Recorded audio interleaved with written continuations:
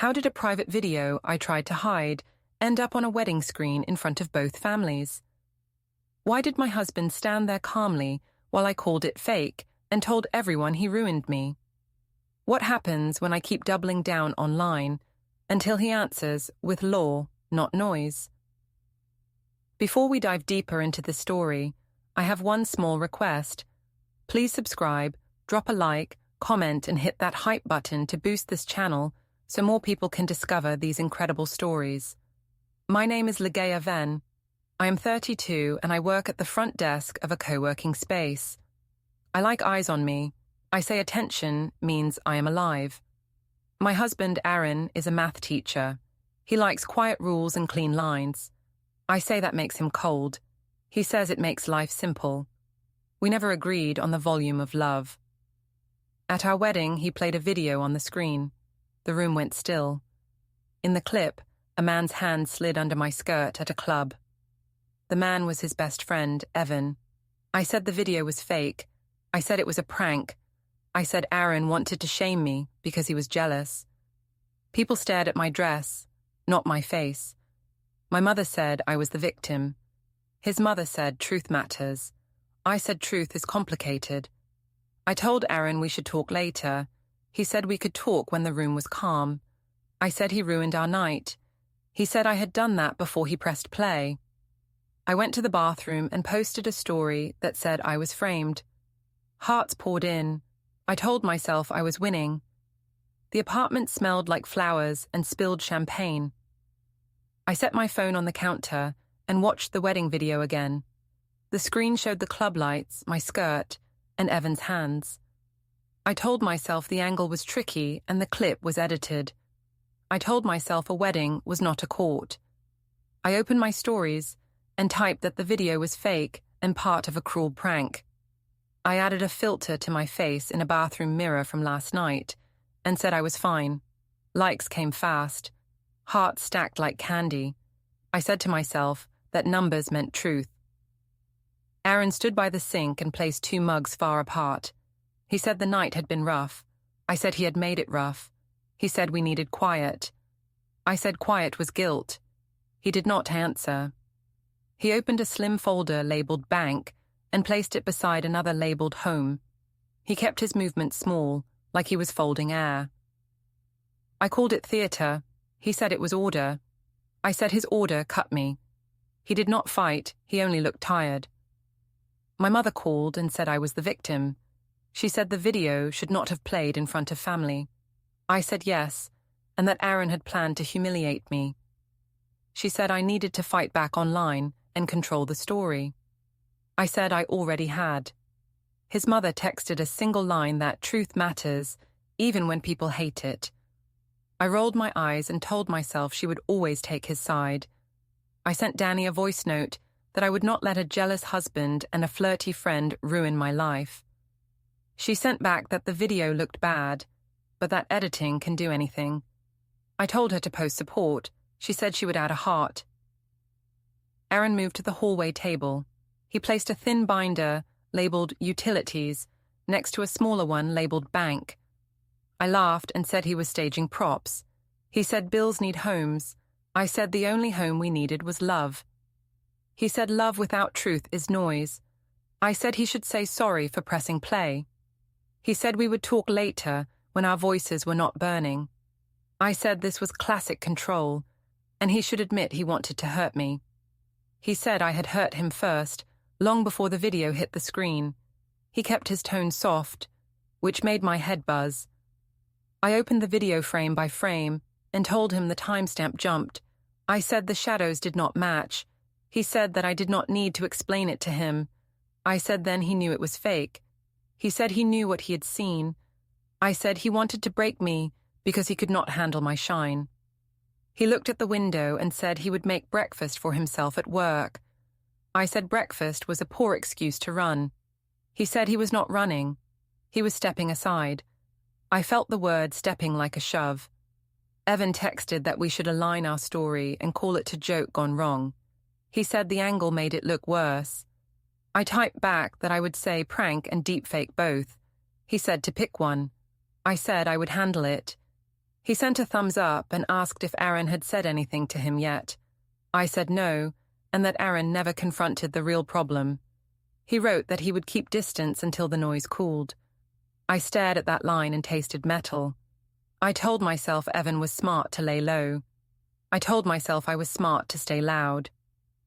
On the wall planner, a fresh red circle sat over Wednesday.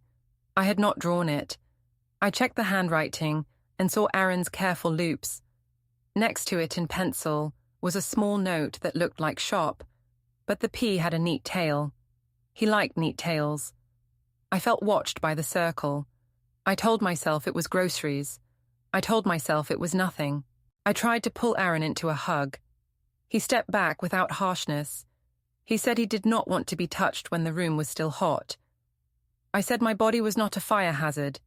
He said my posts were. I said he was dramatic and liked to pose as a victim. He said I liked an audience. I said he liked a lecture. He reached for his phone. A small banner lit up and vanished. I leaned closer and caught only the first word, downtown. He turned the screen away. He said he had errands.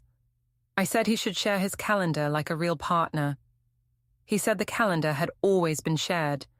I felt stupid for a second and then angry again. He put on his jacket and took nothing but a slim black pouch. I said he should not run to his mother. He said he was going to school early to prep. I said teachers do not prep on Sundays. He said brains do. I said I would post a longer statement. He said he hoped I would think first. I laughed and told him thinking makes me slow. He looked at the mugs again. He left them where they were, far apart. He stepped into the hallway. The door latch clicked in a small, final way. I stared at the seam of the door and told myself he wanted me to chase him. I told myself not to reward his control. My phone vibrated with a call from a private number. I let it go. When it stopped, I pressed play on the wedding clip again and watched my own face freeze at the moment the hands moved. I said it was fake. I said I was the victim. I said he should beg to keep me. I said so many things my mouth went dry. I took a selfie in the kitchen light and wrote that deepfakes are real and jealous men are louder than facts. I added a glitter sticker over the corner of the video so the worst frame was hidden in my story preview. I told myself I had fixed it. I put the mugs side by side and took a photo of them touching. I posted it and wrote that love can bend but not break. Then I moved the mugs back apart because they looked wrong close together. I told myself details do not matter. The co-working lobby felt like a stage set with plants and brushed metal. I sat at the reception desk and smiled at people who looked at me, then at their phones, then back at me again. Mr. Baird from my building came in to visit a client upstairs. He leaned on the counter and asked if the wedding drama was real. I said it was performance art that got out of hand. He said the building chat was on fire. I said I could not control neighbors. He said the clip looked real. I said cameras lie. He laughed through his nose and walked away. Priya, my floor manager, stood near the glass HR room and lifted a hand for me to come when I had a minute. I nodded. I fixed my lip gloss and told myself I could sell the deepfake angle to anyone who asked. Danny rolled her chair to my station with a paper cup and said the internet was split. She said some comments said, "Poor husband." I said those were bots. She said, "Not all of them." I said, "Pity for him would fade." I posted a square that said I was dealing with a faked clip made by a jealous person. I did not name Aaron or Evan. I tagged no one. I wrote that women get punished for confidence. The first comments were supportive. A woman I barely knew wrote that she believed me. I pinned her comment. I told myself I was building a wall of light. A man with a backpack asked if his day pass included printing. I said yes and pointed to the cue screen. The printer behind me hummed and spit a page. The sound made my skin prickle. I looked down at my own screen and saw a shared drive file open by itself on the second monitor. It was a spreadsheet with initials and dates. No names, no titles, just letters and numbers in neat rows. I tapped the trackpad and closed it fast. I checked the file path. It had the family folder name we used at home. I told myself it had popped open from a sink. I told myself Aaron was obsessive about lists. I told myself it was nothing. Priya came to the desk and asked if we could have that quick word. I followed her into the glass room. She said she wanted to check on me because she had seen posts about the wedding. She said a few members had asked if the front desk was the same person from the clip. She said she would never shame me and that the office cared about safety and respect. She asked if I could consider not posting about co-workers or members and maybe take down any harsh language. I said I had posted only about myself and about a fake video. She said some members might not know what is fake and what is not, and they might worry about being recorded in the building. I said I would moderate. She said thank you and added that sponsors sometimes search our names. She said the firm wanted a calm month. I said I was calm and powerful. She said she believed I was talented at de-escalation. I smiled and said, de-escalation is not my brand. She pressed her lips and said she hoped my brand would not cost my role. Back at the desk, Danny whispered that Evan had posted a vague note about privacy. She said he had called it a prank in a comment, then deleted it. I said he should follow my lead. She said people were asking if it was his hands. I said he should deny or agree but not flip. I typed him a message to stop posting and to hold the prank line. He wrote back that his gym team was upset and that he needed the job. I said I was the one under attack. He sent a sad face and went silent. My mother texted 10 red hearts and said real friends stand with me. My father texted that he loved me but would not engage in public. Nora sent a short message that we should all stop posting and set a time to talk without cameras. I did not answer. I posted a boomerang of my hand scanning member cards and wrote that I was back to work like a queen. 3 members smiled at me, then walked away fast. Near noon, my phone flashed a reminder on a shared calendar. Meeting, personal, 1:35 p.m. The label looked like Aaron's style, neat and cold. I swiped it away. I checked the shared home calendar and saw a small red dot on Wednesday, but no text. I opened my own calendar and filled the evening with a fake note called Wellness. I felt powerful, then petty. A woman from a startup approached and asked softly if I was okay. She said she had watched the clip and had questions. I said questions were normal and that the clip was a deep fake made by a jealous person. She asked who would do that. I said there were apps and filters, and some people hate happy brides. She looked unsure and said she wished me the best. I wrote a list of talking points in my notes app. Deepfake, prank, jealousy, consent to filming, unclear. I plan to use them in a video later. The printer by the wall began to spool a long job. The internal light pulsed like a slow heartbeat. An intern walked past and said the wedding clip looked real. She covered her mouth when she saw me. I smiled as if I had not heard. Mr. Baird returned to ask for a guest pass. He stared at my face for a second too long. I said we were out of passes until 2. He said he would wait and sat in the lounge where he could watch the desk. Priya's door opened again. She asked if I had 5 minutes at the top of the hour. I said yes. She said she wanted to discuss reputation risk with the director later in the week. I nodded, like it was fine. Danny tapped my elbow and asked if I had seen a new angle of the club night. She said someone had posted a side shot from the smoking patio that looked worse. I said angles lie, and that the light made hands look closer. I said the skirt was layered. I said people needed hobbies. At 1, a missed call appeared on my phone with no caller ID. When I tried to return it, the number was blocked. A text preview flashed for half a second and vanished. I caught only the first word, remove. I told myself it was spam or a troll. I posted a note that I would do a live later to answer questions. Danny said lives can go wrong fast. I said I knew how to manage a room. A man from HR passed the desk, glanced at my screen, and kept walking. I felt heat rise in my chest.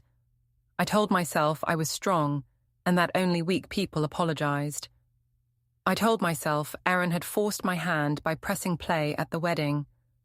I told myself I was correcting a lie. I told myself so many things they made a wall around me. The wall felt tight. The rooftop bar felt like a movie set. The sunset threw pink light on the glass windbreak and turned every drink into a jewel. Danny waved me over and said the sky belonged to me. I said the city could look and learn. She laughed and said I needed to keep the deepfake line clean. I said I had it handled. She said people were sharing a slowed version with captions. I said captions were for cowards who could not feel vibes. Evan arrived late with a careful grin and a jacket he wore too tight. He said he wanted to check on me. I said he should have checked on me last night. He said the screen had broken his brain. I said the screen had broken my marriage. He said we should say it was a joke gone wrong and that the camera angle lied. I said I would run with deepfake first and prank second, depending on the crowd. He rubbed his neck and said switching stories looked bad. I said the goal was to keep attention, not pass an exam. A group near the rail recognized me and started to murmur. Danny said I should stand by the neon sign for a photo. I said yes, and tilted my chin like I had learned from other nights. Phones lifted. Someone said they wanted a toast. A chant formed at the far end and slid toward us like a wave. The DJ turned the volume down, just a notch, like he knew a scene when he heard one. I told myself I would control it. I raised my glass and said public life comes with risks, but strong couples survive noise. I said a faked clip could not erase love. I said women with a voice always look guilty to someone. The crowd cheered. A woman near the bar asked if Aaron had approved the speech. I said I did not need permission to defend myself. A man in a baseball cap asked if Evan was in the video. Evan said it was playful and not a big deal. I said the same. The man asked why Aaron had the file if it was silly. I said jealous people collect things. The man looked away, unsatisfied. Danny showed me her phone where a live counter climbed as someone streamed my back. She said my face looked good. I said truth looks good. She did not laugh. I pushed on and said I would post a long video later with facts from experts. A girl asked what experts. I said there were apps and filters and whole tutorials on fake skin. She nodded like she wanted to believe me and then looked at her friend like she did not. I felt a buzz on my wrist. My watch flashed a calendar ping from the shared home planner. Downtown 3:25 p.m. tomorrow. The line looked like Aaron's writing turned into code. I swiped it away. I told myself he had a haircut or a book club. I told myself the time meant nothing. Evan leaned close and asked if he should hold my waist for a pose shot to show we were strong. I said no, and that closeness would send the wrong signal. He said silence sent a worse one.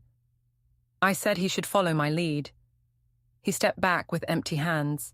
A stranger said she had seen the wedding clip and that the club lights matched another angle from the smoking patio. My stomach cooled. I asked what smoking patio. She said a side video showed the same dress and same hands. Evan said that angle made it look worse because the light flickered. I said it was edited by haters. The stranger raised her eyebrows and walked away to her group. Danny exhaled, long and thin, and said we should pivot to joy. I said joy was my default. To prove it, I moved to the neon sign and performed laughter. Phones blinked like small moons. Evan hovered just out of frame, like he wanted to look protective without being named. I said to myself that the audience believed confidence. I said, if I kept my back straight, they would bend first. My heart thumped in my throat anyway. I asked Danny to start a round of applause. She clapped with her ringnails and called out that brave women scare weak men. I smiled at the line and watched two women in the corner shake their heads. A notification slid onto my lock screen and then vanished. A message from Aaron, only a last word visible before it flicked away. Enough. I lifted my glass and said to the room that we were not done. I said I would never be small. A group shouted back with cheers. I told myself the night was mine again. I told myself I had won for now. The DJ raised the track, and the bar noise covered the questions that still hung in the air. Evan tugged my sleeve, and said we should step to the smoking patio for cooler light. I said fine. Outside, the air smelled like citrus peels and cold metal. 2 people at the rail whispered while looking at us. Evan said he hated being the villain in my comments. I said he could post that it was all a prank. He said his gym manager had warned him about reputational risk.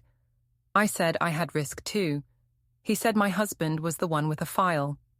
I felt rage rise like a tide. I said Aaron likes paperwork because he has no charm. Evan said that was unkind. I said I was defending us. He looked at the city and said he did not want to lose his job. Danny checked her phone again and said my live was scheduled and people were already waiting. I said we would give them a moment to breathe. She said pauses can be power. I said noise is my power. Evan touched his temple like he had a headache. I told myself headaches were for people who could not carry a story. I told myself I could hold this whole building on my shoulders. The park smelled like cut grass and sugar from a snack cart. Nora had arranged a small family walk with Ivy because Ivy had a school project board about family heroes. The plan was to gather quotes and take photos. I told myself this was my chance to look like a stable wife in daylight. I wore soft colors and brought a blanket. Aaron stood by the path, calm and alert, like a guard who would not start a fight even if one arrived. He greeted me without warmth. I said we should get through the photos fast because I had a live later. He said the child mattered first. Ivy ran to me and said she needed brave words for her board. I said I lived on brave words. She said brave words help people, not hurt them.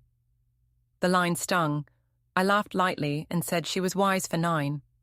Nora walked beside us and asked if we wanted the bench or the pond first. I said the pond made better light.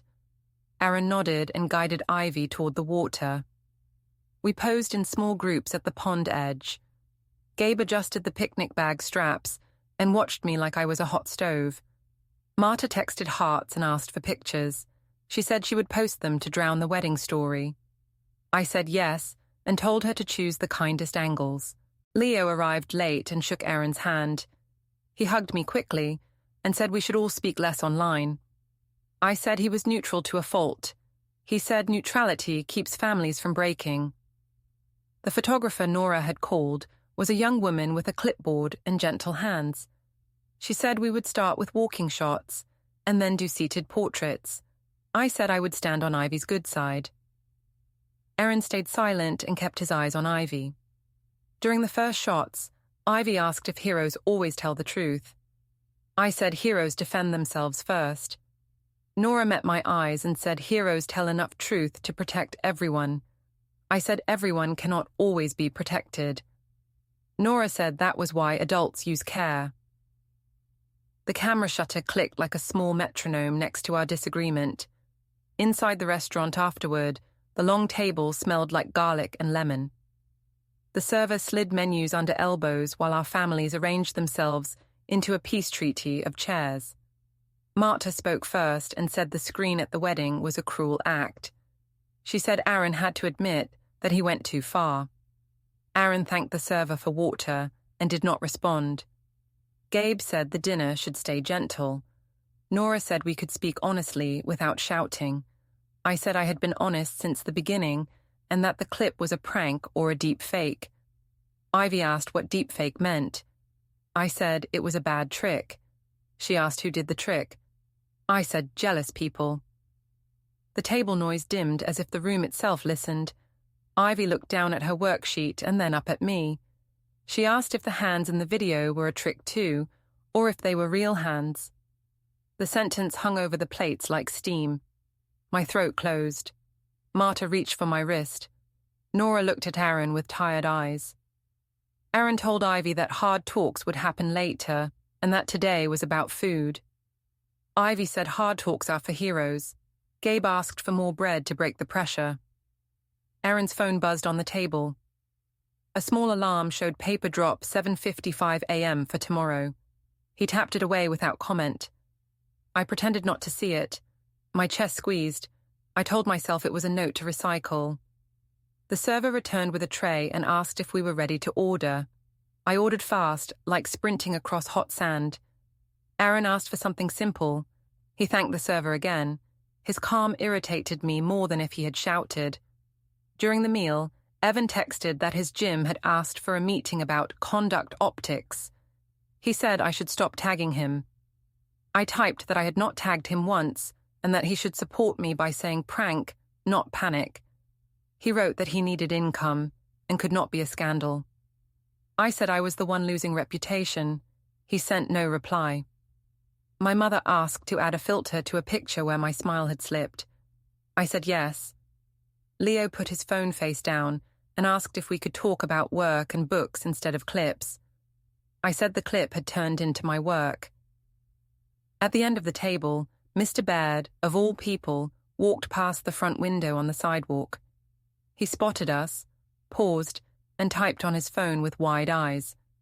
I told myself the building chat would now have a dinner report. I told myself I did not care. The lie felt fragile. Nora asked if I wanted tea. I said I wanted respect. She said respect was quiet when it needed to be. I said quiet made me look guilty. She said public performance made everyone tired. When the server brought the check, Aaron reached for it and paid without a fuss. He did not look at me. He thanked the server again. Ivy tugged my sleeve and said she needed one quote for her hero board. She asked what I wanted to be remembered for. I said I wanted to be remembered for never backing down. She said never backing down can push people off bridges. The line made Leo cough. Marta said the child was too blunt. Nora said bluntness is not cruelty when the truth is small and clear. Back at the apartment later, a sticky note sat by the mail. Bring forms. A USB stick with today's date had slipped from the key bowl onto a plate. The guest bed looked too neat, like it had become a habit. I said the props were for a theatre he wanted to star in. He said records matter. I said vibes matter more. He said facts do not fear vibes. The faint beep of a recording app sounded from somewhere near the living room like a tiny cricket. I told myself it came from a toy in a neighbor's stroller earlier and that my mind was replaying it. The lie did not land well. I set my live for later and applied more foundation than I needed. Aaron stood in the doorway and asked me to confirm my work hours for the week. I said he could read the shared calendar. He said he preferred it from me. I said he was pretending to be a manager. He said he wanted clear times. I said I would send them later. He nodded once and went to the hallway. The sound of the shredder from the home office rose, then fell, then rose again. I told myself he was cleaning old junk. The tone smelled like printer heat anyway. The balcony wind pushed the curtain in and out like slow breath. I stood with my phone in my palm and watched comments bloom and wither. A few called me brave. More asked about the second camera angle from the smoking patio. I told myself angles lie. I told myself repetition beats doubt. Inside the living room, the shredder started, stopped, and started again. The sound felt like teeth. I walked in and found Aaron at the desk. His laptop screen showed a clean file tree with folders named Archive A and Archive B. He minimized it the second I came close. I said secrets were poison. He said order was medicine. I said the clip was a prank. He said the clip showed what it showed. I said he had ruined me at our own wedding. He said I had started the ruin before he pressed play. The printer spit a blank page like a slow tongue. I said his machines were being dramatic. He said the settings were off. I said he was off. He did not answer. On the key bowl, a USB stick sat with today's date in black marker. Under the taxes folder on the shelf, I saw tape edges, like another small drive hid there. I lifted the folder. A single USB was taped neatly under it. I said he was hoarding. He said he was storing. I said storing what? He said he was storing peace. I laughed in a way that hurt my own face. Danny sent a message that my live was risky tonight because the new side angle had spread. She said people were slowing the video and drawing circles. I typed that circles do not prove truth. She said the circles match the club lights. I said light can be faked. She asked if I was sure about the deepfake line. I said I was sure. She sent a thumbs up that looked tired. I moved to the kitchen and placed 2 mugs together for a photo. Aaron entered and separated them again without a word. I said he was petty. He said he was precise. I said his precision punished me. He said my posting punished everyone. I said he enjoyed being a martyr. He said he enjoyed being done with scenes. My phone buzzed with a no-caller ID vibration. I let it die. A text preview flashed and vanished. I saw only the first word, remove. I told myself trolls use that word. He asked me to confirm my work hours for the next 3 days.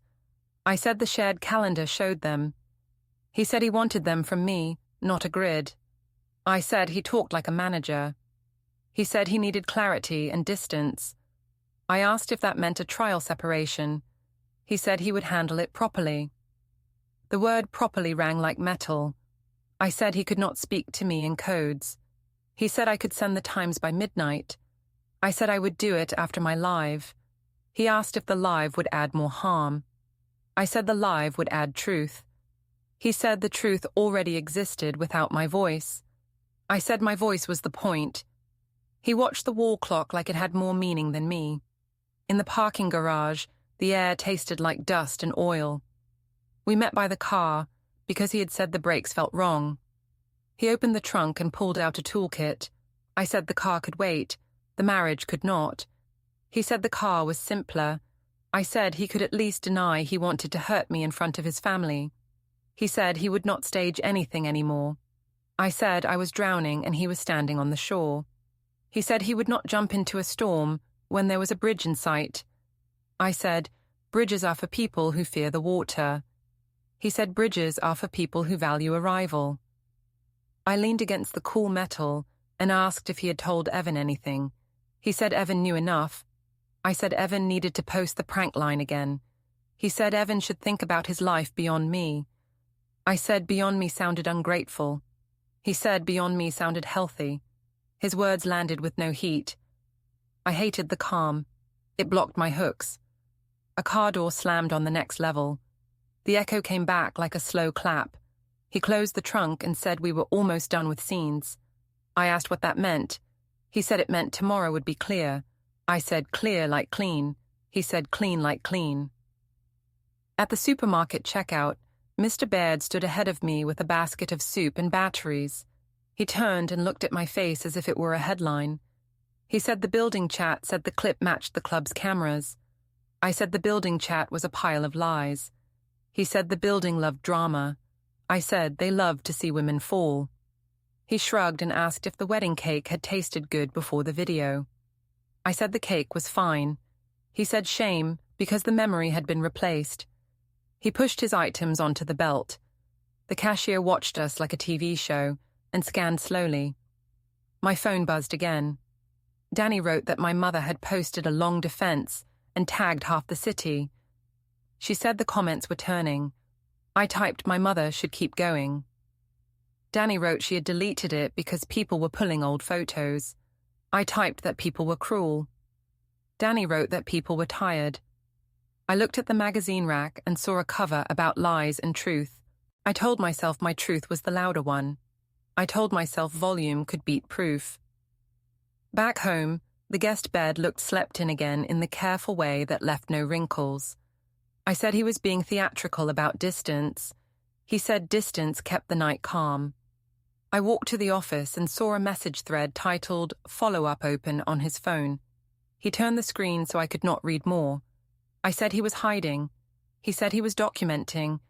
I said only guilty people build records. He said injured people do too. The shredder hummed a short note and stopped. On the balcony again, I rehearsed lines for my live. I planned to say the video was edited and the hands were a prank. I planned to say Aaron had used my embarrassment to control me. I planned to say I would bring evidence soon. Inside, his laptop chimed with a CloudSync pop-up, file uploaded successfully. He clicked it away. I stepped inside and said he was being dramatic with tech. He said he was being careful. I said careful men are cowards. He said careful men keep the world from burning. I said he loved order more than me. He said he loved truth more than noise. I said noise was how I breathe. He said he knew. He took a thin, unsealed envelope and placed it in the outbox near the door. I said I wanted to know what was inside. He said I would know soon. I said he was threatening me. He said he was telling me the plan. I asked if he was proud of playing a video at our wedding. He said he was not proud of any of this. I said then he should delete it everywhere. He said he had kept what he needed to keep. I said he sounded like a robot. He said he sounded like a person who had learned. I opened my live at 9. The chat filled fast, then turned sharp. People asked about the smoking patio angle. People asked why Evan had not stood beside me. People asked why my story kept changing.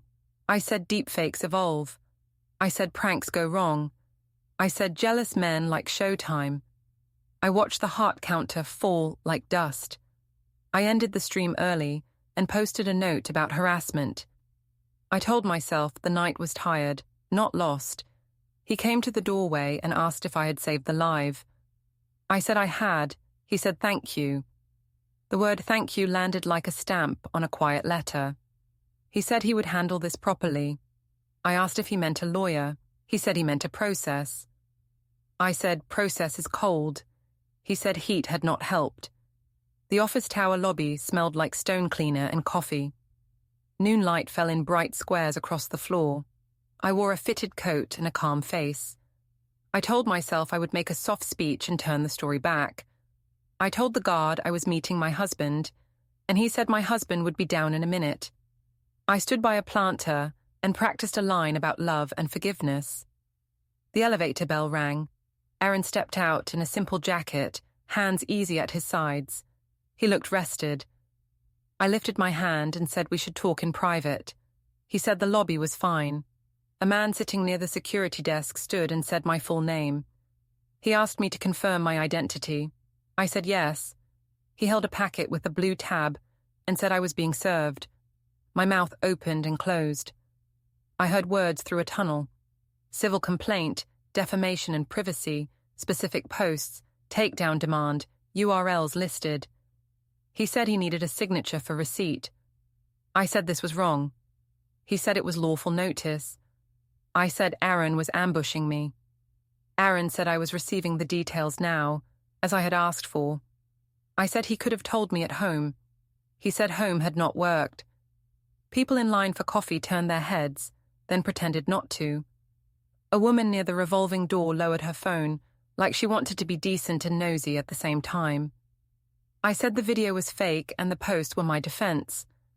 The server said I could contest later, but the demand asked for immediate removal of named items during the process. He read a few short labels from a page, my captions that said deep fake, my live replay, the clip I had trimmed and uploaded. The list sounded like steps in a dance I no longer remembered. Security asked if we needed a side room. Aaron said we were fine here. His voice stayed level. He did not make me small. He did not make me big. He made me square with the packet. I signed the receipt of service. The pen made a dry scratch on the counter. The barista called an oat latte for someone else. The lobby printer spooled a confirmation with my name. The security radio crackled with a short burst of static. Everything felt too clear, like winter light. My phone buzzed with 2 emails. The subject line said, Notice, takedown required and list of URLs. The body of the first email showed the links where my words lived. The second listed the steps. Remove within a time frame. Show proof to a neutral address. Stop seeding. An invite for a meeting time from a mediation service landed under them. Priya texted that we needed to talk about reputational risk today. Mr. Baird, of course, walked through the lobby at that moment with a paper bag. He looked at me, then at the packet, then at his shoes. I said to Aaron that he had destroyed me in front of both families, and now he wanted to destroy me in front of strangers. He said he had chosen a process with walls and rules, because I had chosen rooms with no walls. I said he could have forgiven me. He said, "Forgiveness begins where harm stops." I said I had been the one harmed by the wedding screen. He said he had shown an image that matched what had happened, and now he was asking me to stop telling the world he had faked it. He did not raise his voice. He did not reach for me. He did not gloat. He stood like a person who had decided to sleep well. The server pointed to a paragraph in the packet and said the complaint also asked for the removal of any re-uploads I had ceded to friends. He said the list included a few usernames. I felt my face heat like a stove. I said I would not be bullied. Aaron said I could speak to the process, not to him. I said he was heartless. He said he was finished with scenes. His eyes did not hate me. They did not love me either. They looked like clean paper. I asked if he wanted to win or to heal.